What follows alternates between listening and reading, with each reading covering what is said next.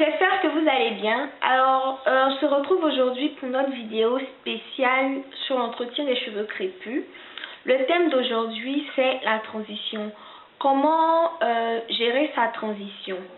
Alors, si vous avez raté les premières vidéos de cette série de vidéos, je vous invite à les regarder. Je vous mettrai les liens en barre d'infos pour que vous puissiez voir ce dont on a déjà parlé, ce qui pourrait vous intéresser.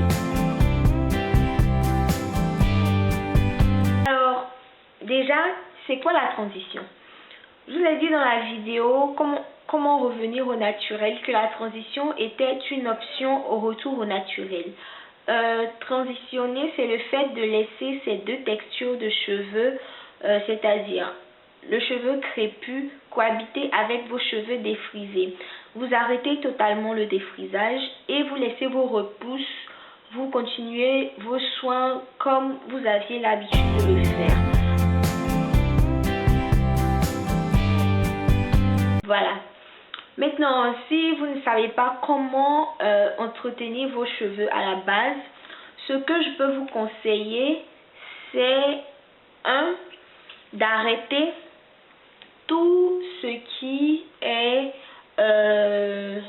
utilisation de la chaleur, c'est-à-dire arrêter les sèche-cheveux, les lisseurs, les brushings excessifs, arrêter tout ça.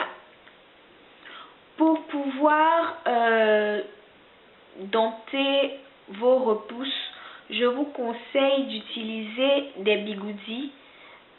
Il y en a pas mal de tout diamètre, facile à utiliser. Il y en a pour tous les goûts. Je vous conseille ces bigoudis parce que les bigoudis vont vous permettre de lisser vos cheveux sans les abîmer. Ils vont vous permettre de faire des mises en forme, des coiffures qui va permettre de concilier le crépus et le défrisé de vos cheveux. C'est-à-dire qu'on ne va pas trop sentir la différence de texture. Voilà pour ce qui est du coiffage. Je vous conseille aussi d'utiliser des peignes à dents larges, toujours comme dans la vidéo précédente. Pour les outils, je vous renvoie à cette vidéo pour que vous puissiez savoir un peu ce qu'il faut, ce qu'il ne faut pas faire.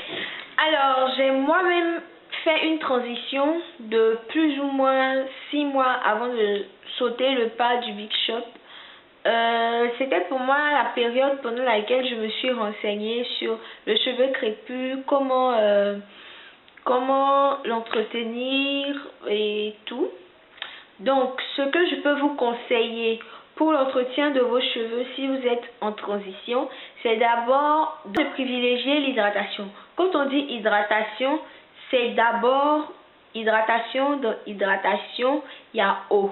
Donc, quand on parle d'hydratation, c'est apporter de l'eau à vos cheveux.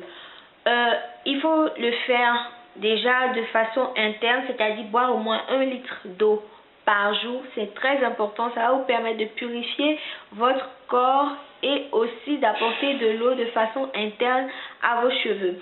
Ensuite, apporter de l'eau de façon externe via votre vaporisateur à eau, dans lequel vous pouvez rajouter une huile légère, coco, jojoba, olive, c'est à vous de voir, ou simplement de l'eau. Vous pouvez aussi apporter de l'eau à vos cheveux grâce au lait capillaire, grâce à l'aloe vera, grâce aux crèmes de coiffage ou au conditionneur sans rinçage. Alors, ensuite, après l'hydratation, il faut aussi miser sur les soins profonds. Il faut toujours faire un bain d'huile. Un bain d'huile à l'huile de coco, l'huile de jojoba, d'avocat, d'olive. L'olive, l'avocat et le coco sont des huiles légères qui pénètrent le plus facilement, qui pénètrent bien la fibre capillaire. Donc ces huiles-là vont vous apporter nutrition, mais aussi vont préparer vos cheveux au shampoing.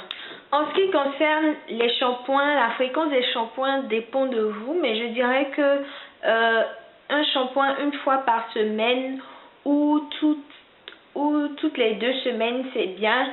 Vous pouvez aussi faire des co-wash si vous n'avez pas des shampoings. Il faut utiliser des shampoings doux sans sulfate, ou si vous n'avez pas de shampoing doux sans sulfate, vous pouvez faire des co-wash. Mais si vous faites des co-wash, il faut faire un shampoing qui va venir vous laver profondément le cuir chevelu au moins une fois par mois. Voilà pour ce qui est des shampoings. Ensuite, bien entendu, si vous voulez faire des co-wash, vous devez utiliser votre après-shampoing pour faire votre shampoing. C'est ça le co-wash. Ensuite, il vous faut faire des soins profonds hydratants avec de l'avocat, du miel, des soins tout faits, tout frais du commerce. Il vous faut faire aussi des soins protéinés à base de henné, à base d'œufs, à base de bananes, à base de masques tout frais, tout fait du commerce, comme le Air Mayonnaise de ORS si je ne me trompe pas. Vous avez la marque Afogé qui fait des produits à base de protéines. Vous avez plein de marques. Moi je ne suis pas très calée produits cosmétiques parce que chez moi au Maroc il n'y a pas beaucoup de choix, donc franchement je n'utilise que le henné en soins protéinés.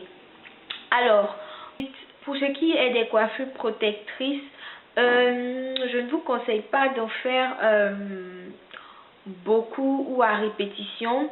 Vous pouvez faire des coiffures protectrices avec vos cheveux comme moi, comme ça, des vanilles, ou vous pouvez faire des coiffures, des chignons, enfin il y a plein de coiffures protectrices que vous pouvez faire qui va vous permettre de moins manipuler vos cheveux, donc d'éviter la casse et aussi d'éviter de vous faire mal au cuir chevelu. J'ai fait déjà un article sur les coiffures protectrices sur mon blog, je vous mettrai tout ça en barre d'infos. Et je crois que cette vidéo est terminée. Si elle vous a plu, n'hésitez pas à la partager. Laissez-moi en commentaire vos questions et tout ce que je n'ai pas dit. Laissez-moi ça en commentaire. Je vous dis bonne semaine et ciao ciao.